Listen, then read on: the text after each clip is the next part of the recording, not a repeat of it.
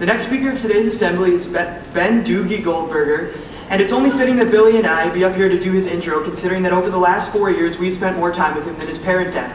Whether or not that's a good thing has become debatable, but what hasn't become debatable is the fact that we have a strong friendship, and the fact is that even though me and Billy feel slighted that we've never been able to join him on any of his space adventures, we forgive him, and we feel that although we are not huge fans of poetry, we feel that poem is necessary in this type of moment, so here goes. So in honor of our little Ben, we've written a poem.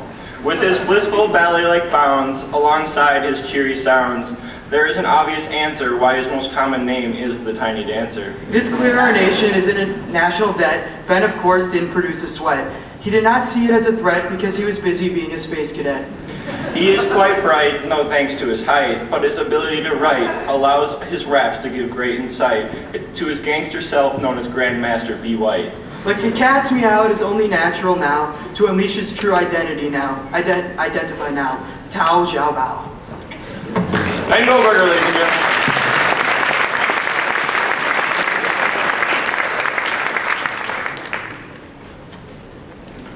I was sitting in math class. Everyone was trying to solve a difficult problem Mr. Leiter had just given us. My classmates were concentrating hard with their pencil to their paper, searching their brains for the key to solving the question at hand. They were adding, subtracting, and multiplying. I, however, was not adding, subtracting, or multiplying. I was sitting there, staring at the ground, thinking to myself. Many of you have often asked me in situations like this what I think about when not paying attention. The answer is I ponder the wonders of life in the world, or maybe the last math problem, or maybe a test in another class. I don't know, but either way, I was not focused on the task at hand. Now you may be asking yourself, Ben, why were you pondering the wonders of life that day in math class? And while you think you may know the answer to this already, it definitely is not a lack of focus. Actually, my lack of attention throughout the class is due to an extreme excess of focus. You see, most people look at me and pass me off as a typical student at SPA, an ADD-infested teenager that just can't pay attention in class. I seem to have gained that reputation at SPA in the past few years. In fact, my reputation as a Spacey student has gone as far as not just winning the Space Cadet Senior Pole Award, but as having a new Space Cadet category created exclusively for me to unanimously win. Not to mention the fact that my friends have adopted this as one of my many nicknames. However, when you truly get to know me, you will realize that my spaciness knows no bounds, and in a good way. When I'm spacing out, I analyze the situation to an extent most normal humans cannot. I gain superhero-like powers of concentration and analysis that nobody but me can even comprehend. Basically, when I'm spacing out, I'm like the Superman of thought. It is easy to just pass off my ability as a disability, but if you do, you're tremendously mistaken. Throughout my life, spacing out and not paying attention to the situation at hand has resulted in important, sometimes genius ideas. I've possessed my exceptional powers of concentration ever since my childhood. When I was only 4, I first discovered my ability. I had a truly genius revelation while thinking to myself and ignoring others around me. At that age, like most kids, I loved Barney the big purple dinosaur with a passion. So I was sitting alone in my tiny toddler-like body, pondering the intricacies and thematic elements of his character. I discovered Barney's one fatal flaw. I quickly walked defiantly up to my mom and asked her, "Mommy, how does Barney go to the bathroom?"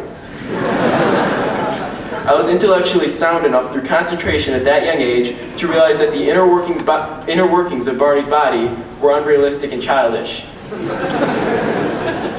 Ever since that day, I have possessed powers that have defined much of my personality throughout my life.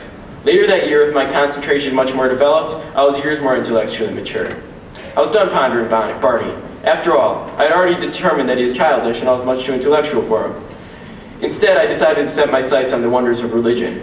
Most of you likely accept religion without question, and I don't blame you. But I was no longer satisfied with the mindless obedience to an idea just because of it being the societal norm. With concentration and an uncanny ability to analyze the idea for imperfections, I yet again discovered the fatal flaw of religion in modern society. I asked my mother, "Mommy, how can there be a heaven if we don't have wings?" With my astute investigation, I was able to assess that the idea of heaven cannot exist without the ability to fly up there. Yet another success due to spacing out. The next year, at the age of 5, I was about to have one of my first school photos. Sitting there in my cute little green polo shirt, I was ready to take one of the most adorable school photos ever. However, just as the photo was being taken, my head dropped to the ground and 15 wallet-sized photos of the top of my head were sent to my family and friends. My parents have told me that the reason was that I was just really shy, but I know the truth. In reality, I simply began musing at a bad time.